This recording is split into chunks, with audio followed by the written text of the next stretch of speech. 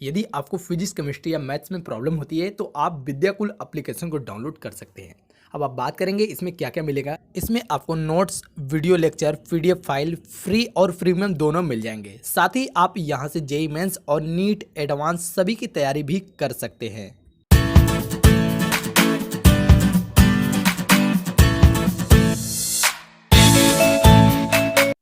Hello, good evening, नमस्कार विद्यार्थियों। तो आज के इस वीडियो में हम आपको कक्षा 12 जो कि एनसीईआरटी पैटर्न बताया जा रहा है, विषय है भौतिक विज्ञान का। ठीक है, तो इम्पोर्टेंट क्वेश्चन का हम भाग नंबर 30 आज आपको बताएंगे। इसके पहले हमने 29 पार्ट की वीडियो अपलोड कर दिया है। अगर आप नहीं देखे हैं तो उसको देख लीजिएगा, उसका लिंक आपको डिस्क्रिप्शन बॉक्स में मिल जाएगा। ठीक है, चलिए तो हम स्टार्ट करते हैं अपने वीडियो को। तो हम आपको ये बता दें कि इसके पहले वाले वीडियो में हमने क्वेश्चन नंबर 12 तक क्लियर कर दिया था। आज के इस क्वेश्चन में हम आपको क्वेश्चन नंबर 13 से स्टार्ट करेंगे। ठीक है, तो चलिए 13वां क्वेश्चन क्या है ये समझिएगा। पहले तो ये जानिए कि जो क्वेश्चन है ये 5 नंबर वाले क्वेश्चंस हैं। ठीक है, और कौन से क्वेश्चन है? लॉन्ग टाइप के क्वेश्चन है। तो लॉन्ग टाइप के क्वेश्चन कितने नंबर के होते हैं? 5 नंबर के होते हैं। ठीक है, चलिए तो हम इसको बताते हैं। तो बहुत ही इंपॉर्टेंट और बहुत ही लाजवाब, बहुत ही अच्छा सवाल है। तो इसमें बोला क्या जा रहा है? इस सवाल में बोला जा रहा है कि हाइगेंस की द्वितीयक तरंगिकाओं की परिकल्पना क्या है, इसके आधार पर तरंगों का, ठीक है, तरंगों के अपवर्तन की व्याख्या कीजिए। आधी बात समझ में? क्या करना है? तरंगों की व्याख्या करनी है।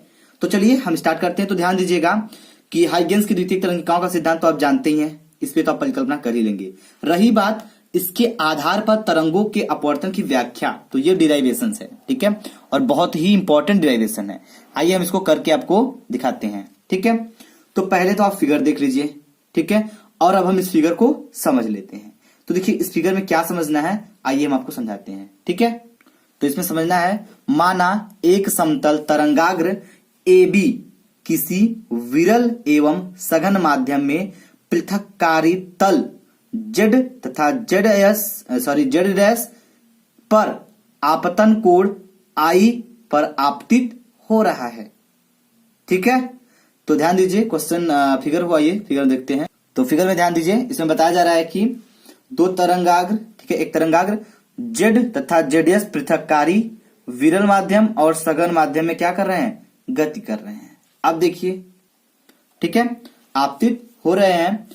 तरंगाग्र AB पर स्थित प्रत्येक कण नए तरंग स्रोत का कार्य करता है, अतः जिसे द्वितीयक तरंगिकाएं उत्सर्जित होती हैं। मान लिया या फिर माना जितने समय में B से चलने वाली द्वितीयक तरंगिकाएं B' तक पहुंचती हैं। कहां से चलने वाली? B से चलने वाली द्वितीयक तरंगिकाएं B' तक पहुंचती हैं। ठीक उतने ही समय में, ठीक है, A से चलने वाली द्वितीयक तरंगिका A' तक पहुंचती है या पहुंच जाती है। इस प्रकार A' B' अपवर्तित तरंगाग्र के रूप में प्राप्त होता है। इसका अपवर्तन कोण R है। ठीक है, आइए तो ध्यान समझिएगा, हम इसको आपको बताते हैं। तो इसमें बोला जा रहा है कि जिसमें ध्यान दीजिएगा B से चलने वाली द्वितीयक तरंगिकाएं B' तक, तो आपको इसमें यही बताया जा रहा है कि जितने समय में, ठीक है, B से B', यहां B' होगा, ये बिंदु जो है ये क्या है? B'। जितने समय में B से B' तक द्वितीयक तरंगिकाएं पहुंचेंगी, उतने ही समय में A से A' तक पहुंच जाएगी। आ रही बात समझ में? चलिए, तो हमें उम्मीद है कि आपको समझ में आ रहा होगा। तो देखिए इस पे लंब है, ये 90 अंश का कोण है और ये भी 90 अंश का कोण है। ठीक है, चलिए तो हम स्टार्ट करते हैं यहीं से। ठीक है, चलिए तो पहले स्टार्ट कैसे करेंगे, फिगर ध्यान समझ लीजिए। फिगर समझ में आ गया हो तो अब हम आगे बढ़े। तो ध्यान दीजिए, पहले हम स्टार्ट क्या करेंगे, त्रिभुज दिखाई दे रहा है आपको, ये वाला ऊपर वाला और ये वाला। ठीक है, तो पहले हम ले लेंगे कौन सा त्रिभुज है? समकोण त्रिभुज है। कैसे? क्योंकि एक एंगल इसका 90 अंश का है। ठीक है, तो चलिए हम लिखते हैं, लिखेंगे क्या? समकोण त्रिभुज, समकोण, ठीक है, समकोण त्रिभुज A B B dash C या फिर में।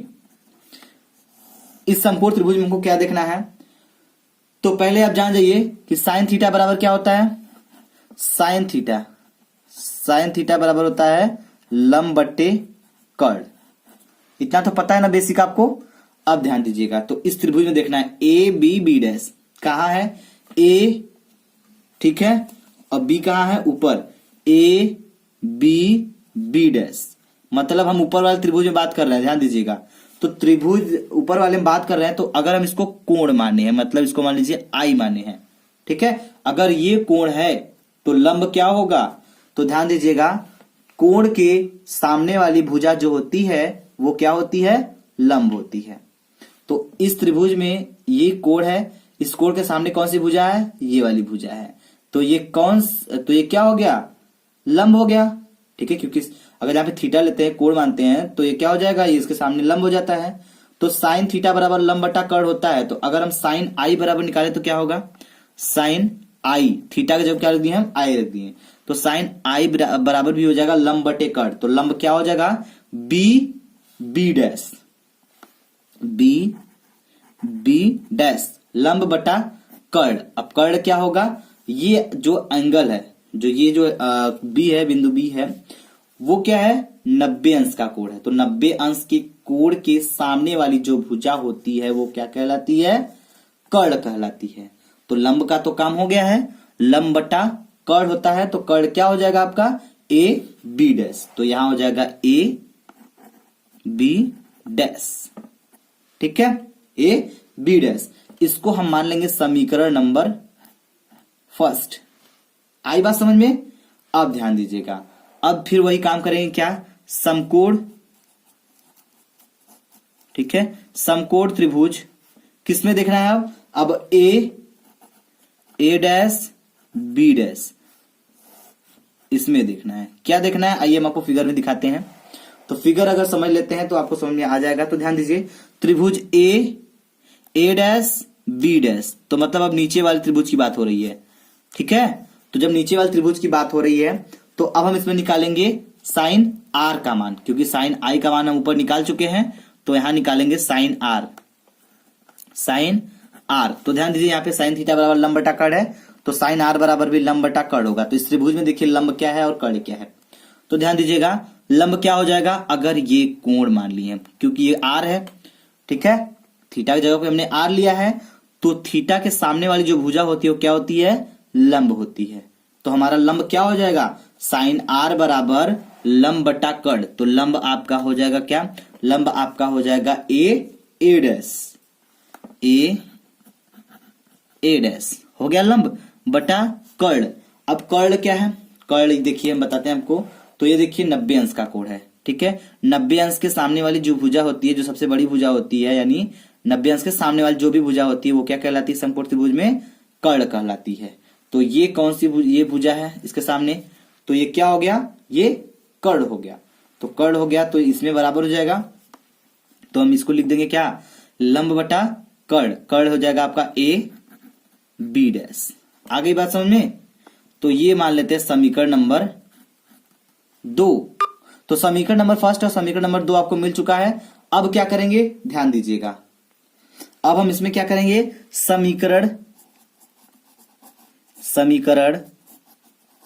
ठीक है, समीकरण 1 में समीकरण 2 का भाग देंगे।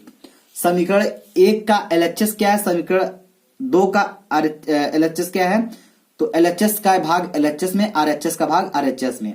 तो आइए हम आपके सामने लिख देते हैं समीकरण नंबर 1 और 2 एक बार फिर से। तो साइन आई बराबर दिया गया है, क्या आपका दिया गया है, बी डैश बट्टे ए, ठीक है, बी डैश। ये हो गया, समझ आ रही बात। अब ध्यान दीजिएगा, अब एक खुद दिया है साइन आर बराबर क्या दिया है, साइन आर बराबर दिया है ए डैश बट्टे ए बी डैश, ठीक है। तो ये समीकरण फर्स्ट है आपका, ये समीकरण 2 है। तो इसका इसमें देना है इसका भाग, तो क्या हो जाएगा, एलएचएस बराबर ये है, ये एलएचएस है, तो हो जाएगा साइन आई बटे साइन आर। ये हो गया इज इक्वल टू, अब क्या हो जाएगा, RHS का भाग RHS में, तो क्या हो जाएगा B डैश बट्टे AB डैश। अब कुल के बट्टे लिखेंगे इसको, ठीक है, इसको लिख देते हैं, तो A डैश बट्टा AB डैश, ये हो जाएगा क्योंकि बट्टे में कर दिए हैं, भाग दिए हैं, तो अब ये हो जाएगा साइन I बट्टे sine R is equal to क्या हो जाएगा, B डैश बट्टा AB डैश इनटू, अब ये ऊपर चला जाएगा, ये नीचे आ जाएगा, ठीक है, तो ये हो जाएगा AB डैश अब बट्टे A डैश आ जाएगा इतना। अब क्या होगा ध्यान दीजिएगा, अब ये AB डैश से कैंसिल हो जाएगा, तो क्या मिलेगा अब आपको मिलेगा साइन I, ठीक है, बट्टे साइन R हो गया। अब ध्यान दीजिए साइन I बट्टे साइन R इक्वल टू क्या मिल गया, B डैश बट्टा A डैश, ये हो गया, ठीक है। अब ध्यान दीजिएगा, क्या ध्यान देना है, आइए फिगर में ध्यान दिलाते हैं आपको। अभी हमने एक बात बताया था आपको, क्या कि जितनी समय में, ठीक है, द्वितीय तरंगिकाएं B से B डैश तक पहुंचेंगी उतने समय में कहां से A से A डैश तक पहुंचेंगी।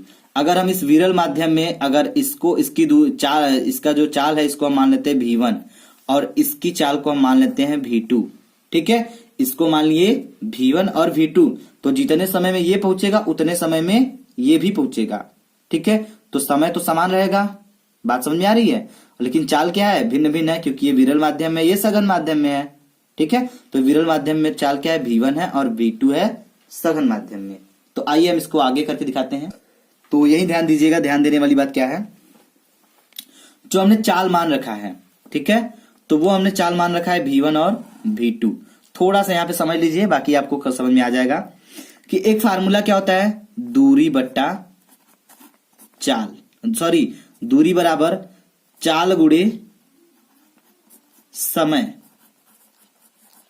ये होता है फार्मूला, पता है ना सबको।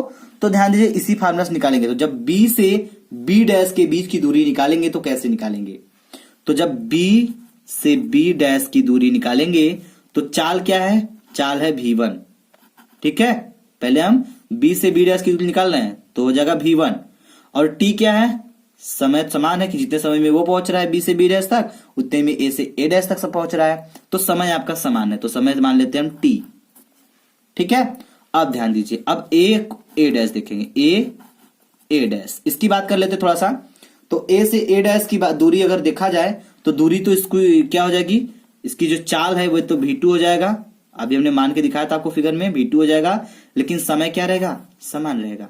तो B और B डैश का वैल्यू मिल गया आपको, ये A और A डैश का वैल्यू मिल गया, ये वैल्यू दोनों हम क्या करेंगे, इसमें पुट करेंगे।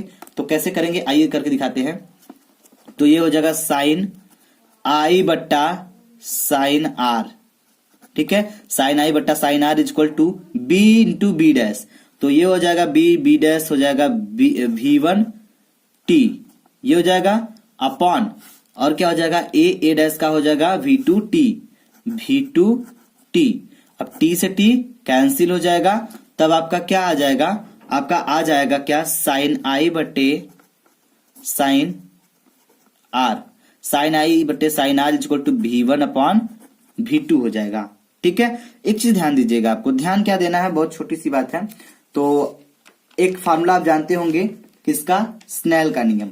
तो साइन I बट्टे साइन R क्या होता है, कांस्टेंट होता है, नियतांक होता है, समझ आ रही बात, क्या होता है, नियतांक होता है। तो इसको हम लिखेंगे अब क्या, साइन I बटे sine R is equal to constant कर देते हैं, कांस्टेंट, ठीक है, साइन I बटे sine R equal to constant. तो यही होता है स्नेल का क्या होता है, हाइगेंस के द्वितीय तरंगिकाओं के सिद्धांत के आधार पर किसकी व्याख्या हो गई, अपवर्तन की व्याख्या, समझ आ गई बात। तो यही हमको सिद्ध करना था, ठीक है, यही होता है अपवर्तन की व्याख्या।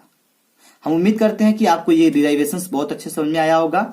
जिस लोगों को नहीं समझ में आया उनसे हमारा हैम्बल रिक्वेस्ट है कि वो एक बार वीडियो को प्लीज फिर से रिपीट करें और उसको अच्छे से समझ ले, क्योंकि ये बहुत ही इंपॉर्टेंट है। ठीक है। इसके देखिए परावर्तन और अपवर्तन दोनों चांसेस बनते रहते हैं। तो क्वेश्चंस में दिया था अपवर्तन का, हमने अपवर्तन को बता दिया है आपको, परावर्तन आएगा तो वो भी हम बता देंगे। ठीक है, चलिए तो वीडियो देखने के लिए धन्यवाद। Thanks for watching.